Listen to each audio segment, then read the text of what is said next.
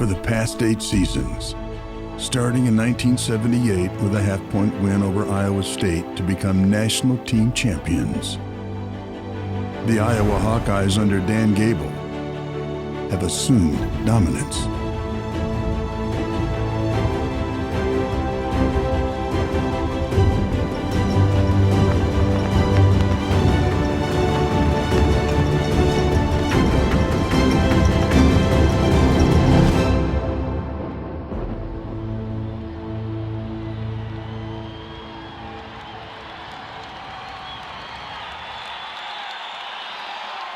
You're viewing one of the stations of Iowa Public Television.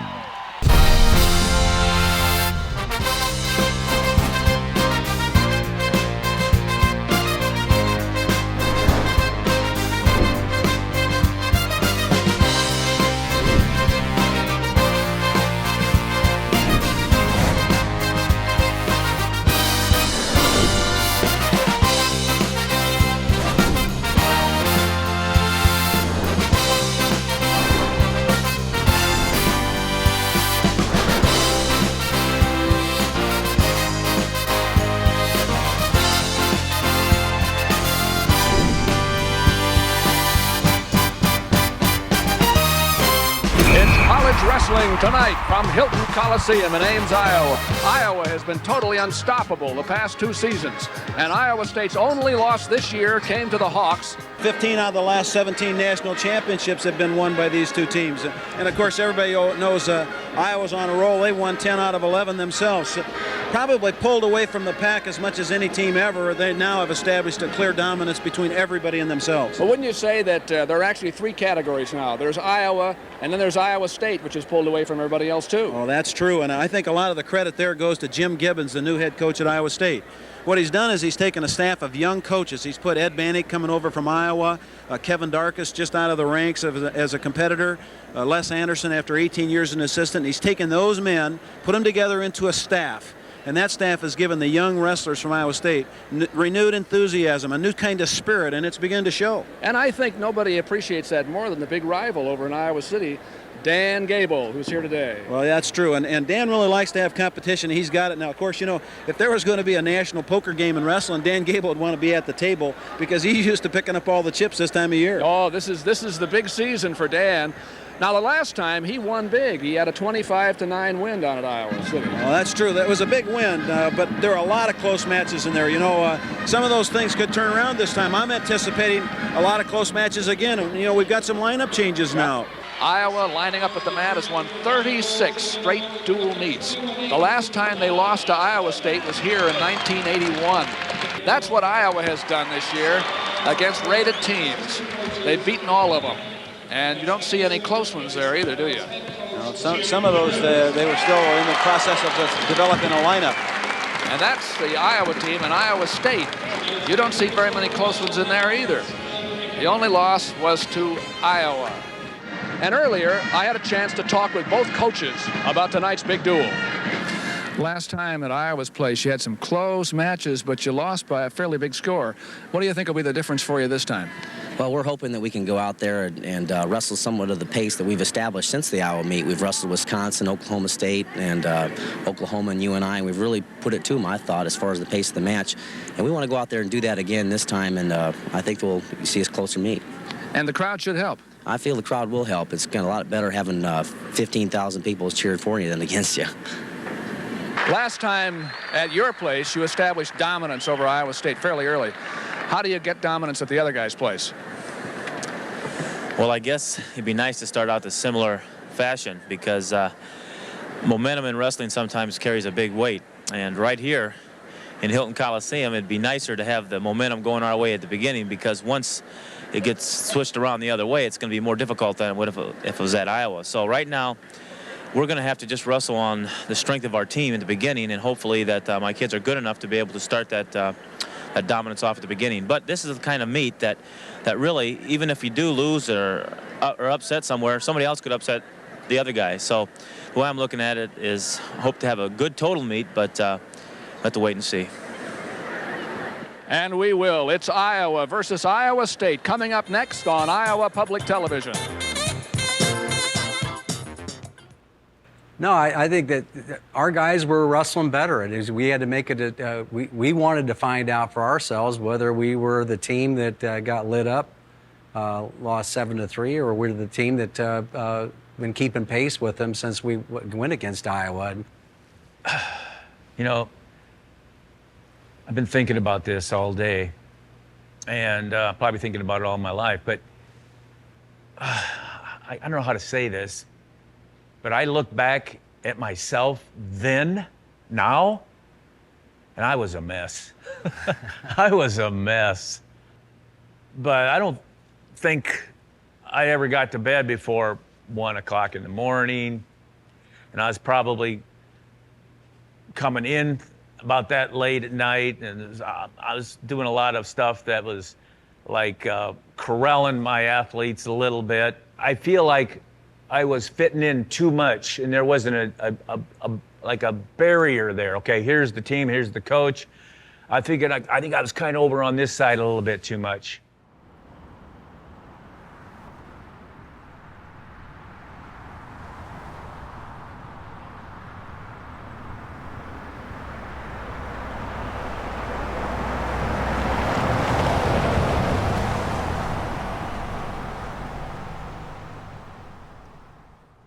You were heading up to Utah State to coach the All-Star game.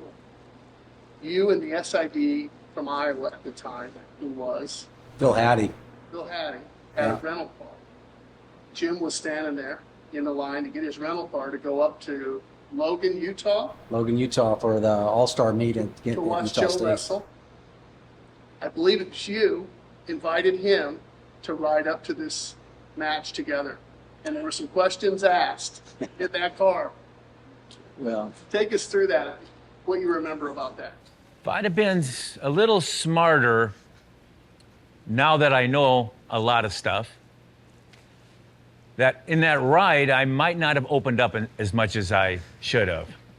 He was behind me. I couldn't read his face. I didn't know he was driving forward and wanted to kick my butt, but I guess you learn. what Dan didn't know was that I was about ready to interview for the Iowa State job. I was 25 at the time, I think, and they asked me to get, Phil Hattie says, hey, just let's get one rental car and we'll just go up together. It was an hour and a half ride up the mountains, and so I got there in the car, got my bag in the back seat, and I said, what the heck, this is my chance to learn from the master. So I just put my elbows up on the the two seats in the car, and I just started asking you every question I could about your program, how you're running it, running your camps, everything that was that you would need to know as a head coach. I learned something about you that day, is that that you would always tell people the truth. At the state tournament, after I got the job, they announced it before the state tournament, and I'm sitting by myself in Veterans Auditorium at the end zone, and I'm like 16 rows up where nobody would really look for me, but you found me, and he comes running up to me, and he doesn't say much of anything, although he comes up to me, he points his finger at me, and says, I told you too much. Hey, you learn a lesson, so I got to, from now on, know who's in the back seat. A little better than I did at that time. If I could have kept my mouth shut, I might have won that championship. It was a tough night for the Cyclones against this powerhouse from Iowa. Well, I think that Iowa State learned a lot from this meet, and likewise so did Iowa. Iowa State has a real good idea now of what their young men have to do against the outstanding. But more importantly, Iowa now knows they got to get these guys in shape. They had a lot of tired wrestlers tonight from these matches. If you tuned in late, let me tell you who won. Eglin won for Iowa, Glynn in an upset over Kelly, and it was a team point taken away from Iowa State there too. Randall over Jeff Gibbons. Royce Alger, Marty Kistler, Rico Ciparelli, Dwayne Goldman all won decisions. And at heavyweight, John Heropoulos got a pin over Andy Heyman in 5:39. The Hawks 25 and Iowa State 9. There's no question that the University of Iowa will remain ranked number 1. And Iowa State might just very well continue as number 2. Home field, home court, home mat makes a difference. I mean, the dominant teams, they take that and they use that to their advantage. I must have been overconfident a little bit. I shouldn't have been, because I just believe our lightweight, Matt Eglin, just made weight late, I believe. Probably made weight about a half hour before that interview. And so we usually weigh in 5 hours ahead, and I think we just weighed in like the hour before, when the last time you could, or up to the half hour before. Boy, you don't think this crowd is up now? I think it's just the beginning, Doug. At 118 pounds, here we go. Everybody knows how important these first matches are. You've seen whole meat swing on what happened at 118 pounds. That's right. And a lot of times when you get a big crowd at home, that's what makes the difference. We have a microphone, as you know, from past watching, on Phil Henning. It's Matt Eglin of Iowa, ranked number 8, down at 118 for good now, against Perry Summit. We know that Eglin had a little trouble making weight today. That was a long day. That was an extremely long day. Had a lot of trouble cutting weight. I was empty in the head. I was tired. Went through a lot of physical stress. Had the opportunity to make weight. An hour later, I was on the mat back wrestling him. Matt Eglin, I remember, you know, he had placed second in the NCAAs the previous year. During that time, I knew that he was having trouble making weight. Hi, I'm Perry Summit. I'm from Bloomington, Indiana. I placed third in the Indiana State Wrestling Tournament. I went on to wrestle at the University of Northern Iowa, and then I went on to Iowa State University, where we went on to win a national title. Hello, I'm Matt Eglin. I wrestled for West Des Moines Dowling, state champion. Then I went on to the University of Iowa Hawkeyes, Big Ten champion, second in the nation. That was his first time down at 118 pounds. Well, this is almost going to be like the first time. When he was 4 or 5 pounds overweight to start with, he's going to have a little bit of trouble being able to replenish that fluid supply, get himself back in here and get going. We'll see. He tends to be a fast starter. He likes to get out and get his points early, as he did the last time. He's not starting that fast this time. Maybe he's going to try to conserve, and of course, that never works. When you're out there, it's the same as if you're going hard or you're going easy. Summit, you can see, trying to leg sweep. He's a thrower from up high. Eglin is more of a low shots man, like that. He's in deep right there. Just missed the leg. He went in so far, he missed the leg. Now, Summit has a good high crotch, just like Eglin had some slick stuff. I mean, he got in deep there. I was pretty lucky to be on the edge. Yeah, he was a really physical wrestler. Now, Eglin, as you know, has had an up-and-down year, most of it at 126, but last year he was a runner-up in the Nationals at this weight. Well, when he gets down and stays down, he's a tenacious competitor. Back off the edge, guys. First period, 118 pounds, the Cyclones and the Hawkeyes. I just remember the coaches coming around and rallying around and just saying, hey, you know, you were right there with him. The strategy was to go out and to push him hard and just wrestle my match. Perry Summit's come on very well for Iowa State this year.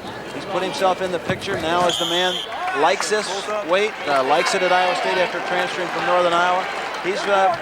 He's a man to really threaten a lot of people, even though he's not in the rankings.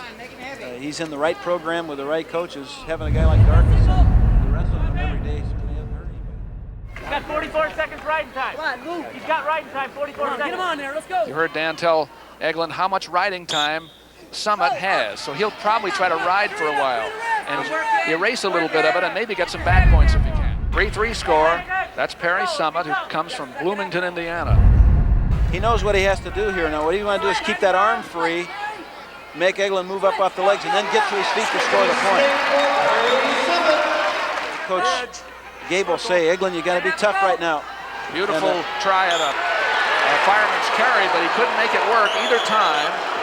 Referee Phil Henning says they're out of bounds. I just remember that he had gotten tired and, you know, was struggling to get through the whole match. So that was my cue to put the pedal to the metal the next time. I don't remember much of that, other than I remember having Perry gave me the opportunity to stare at the lights at Hilton Coliseum in front of 14,000 people. Not many people get to do that. It's ranked 8. 45 going, okay. Now Summit comes out there. Both of them, ready? Important starting matches. Time remaining about a minute in the second period. Summit leads, has a strong front headlock. He does have the front headlock position, but a beautiful outside carry. Edwin is caught. They step.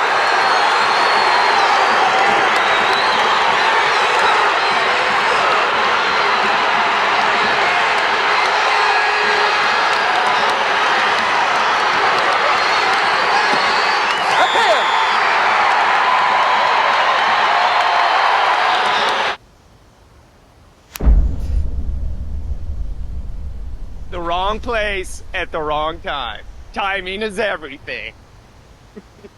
Yeah!